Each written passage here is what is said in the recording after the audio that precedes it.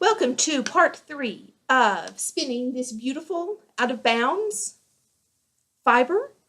This will be the segment on plying, which is taking these two singles and spinning them together to make a 2-ply yarn. I have been sick for about 4 days, and so I look just above death warmed over, so I'm not going to actually put my face on camera. But I can go ahead, since I'm feeling better, and film this part and get the plying going and let you guys see what's next without you actually seeing my face. So, all's well. I'm back at my wheel, Theodosia Ernestine, my Ashford Kiwi. This is the flyer that comes with the Ashford Kiwi. And if you remember from the singles video, all of these hooks guide where the yarn lands on the bobbin as I spin, and I move the yarn up and down the bobbins, up and down the hooks to fill the bobbin relatively evenly. Not perfect, but pretty stinking close. You can ply on this flyer and the standard bobbins, no problem. I did that for years, and it works great. But, oh, I put that in upside down. It won't spin that direction. There we go. But last year for my birthday, my family got me what is called a woolly winder. And it is this flyer and this bobbin that I have put on, my wheel now. It is perfectly fine for spinning singles, just like this is perfectly fine for plying with. I have just found my own preference is that I prefer to spin singles on the original and to ply on the woolly winder. That may change over time, I don't know, but for the time being, that's what I'm doing. You will notice a couple differences between this flyer and that one. The most obvious being the lack of hooks. Second, right here, there's a plastic gear. And in here on the bobbin itself is also a gear. And inside this arm is a coil that this hook is attached to.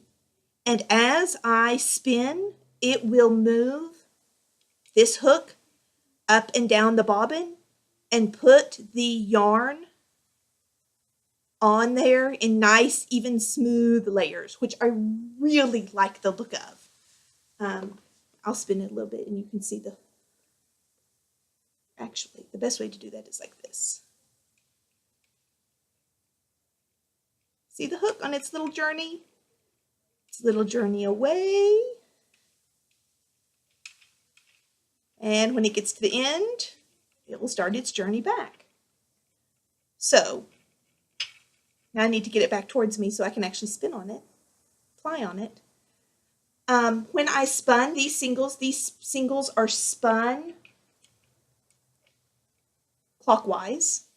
So when I ply them, so I don't put more twist in them, I will ply them counterclockwise. If I put any more twist in them, they will start, they'll be overspun. They'll be too springy, and there are a few purposes for that kind of yarn, but not as many. I prefer a nice, might have a decent amount of twist to them. I like a nice tight twist, but not so tight that it curls up on itself all the time. So I've pulled the leader back through just like I did with the singles. Now I will take the end of each single. I plied these. I talked in the first video about plying these to match, to line up. There are lots of other choices. One is to do a barber pole where you mix all the colors up and you have a barber pole effect. That's just not what I went for. This will have some barber poling. They will not line up exactly as I ply them, but they will line up more or less. There'll definitely be some long stretches of matching color. Folded it over in half so that it will stay hooked to the leader. I'm going to kickstart the wheel. And I don't have enough tension on it, so it's not moving. And it doesn't.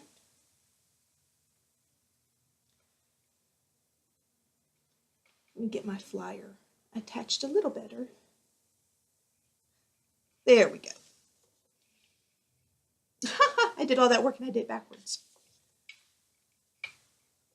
Let me do it this time the right direction. I'm going to apply it in.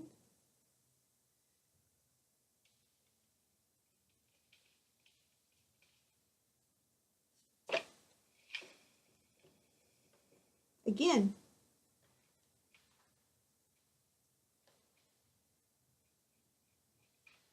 It always takes me just a second to get started.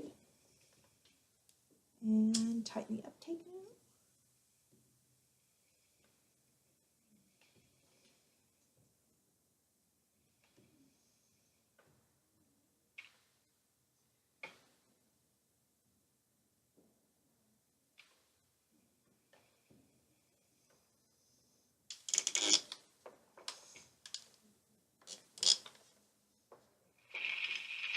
There she goes.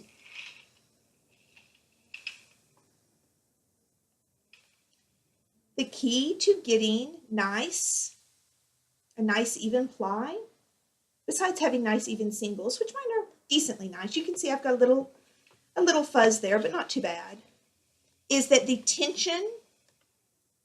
twist enters both of the plies at the same time. To accomplish that, I hold them apart back here with this hand.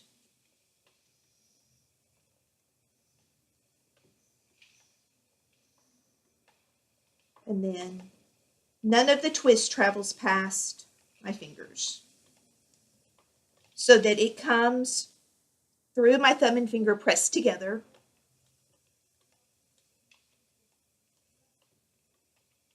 And then I get a nice, tight, even twist.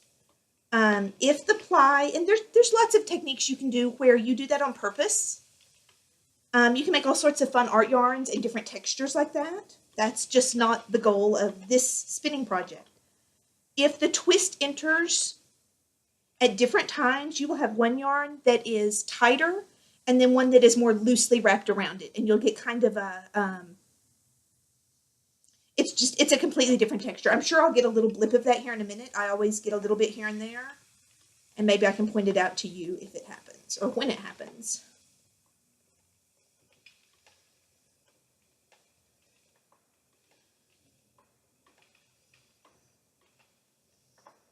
You can see that the leader kicked in right there, and then you can see I think you can probably see the purple starting to wrap around it.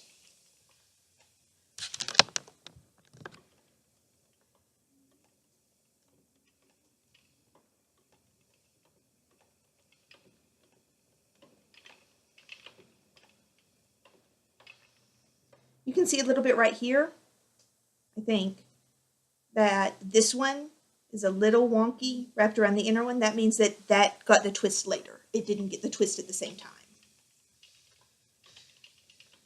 My hands cramp up pretty often if I don't move them, so I switch it back and forth between my hands. Again, feeding it with one hand. I let the wheel do most of the work of pulling the yarn onto the bobbin. I don't know if that is right or wrong. Right here, I've got some twist that has jumped past my fingers a little bit, so I'm going to stop that.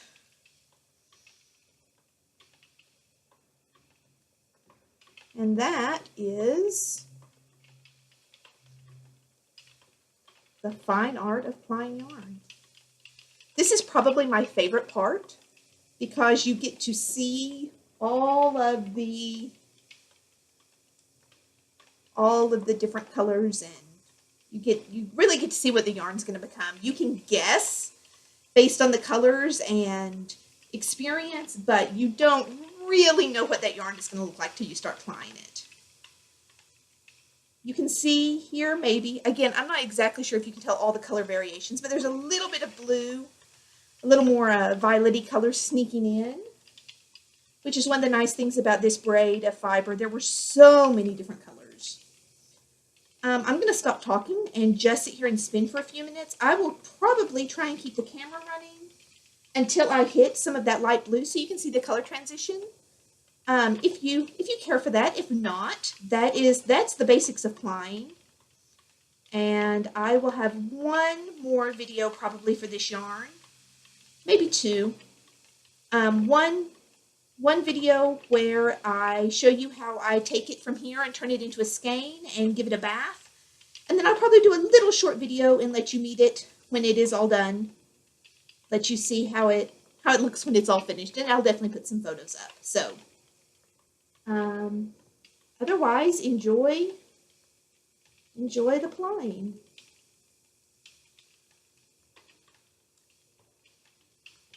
My sister says that she finds the noise of the spinning wheel, the hum and the rhythm and the tapping noises, to be extremely soothing. I have actually sat in her room at night and spun while she went to sleep when we go and stay with them. So that is, I do enjoy it. Sometimes my husband will read to the kids at night, and I will sit and spin, and I fancy that we're like in like a Laura Ingalls Wilder story where I'm Ma sitting spinning the yarn for the mittens and the winter hats and the stockings, and Pa is reading to the kids by the fireplace, and that's kind of silly, but it's a fantasy I enjoy very much.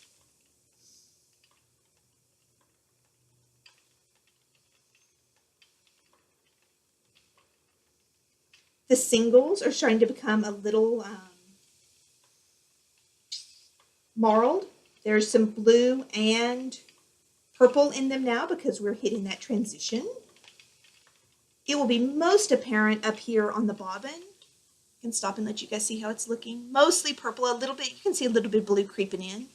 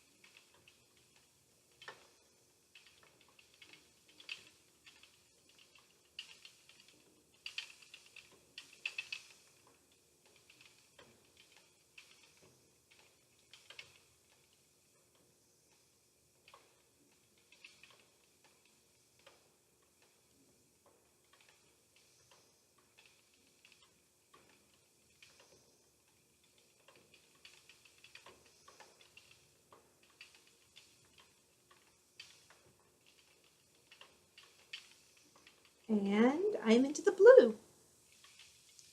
Bright turquoisey blue.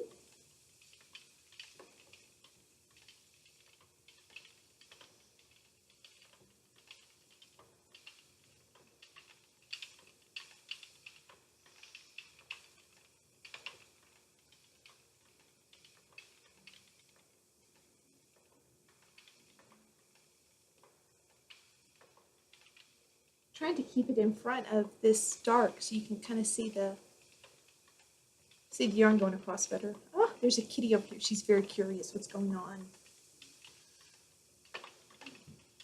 And a peek at the bobbin. This gets warm. Yeah, that is plying. So I hope you guys enjoyed this. I hope you found it informational and interesting, and I look forward to seeing you in segment 4, which I call the stage where I find out exactly what I got. So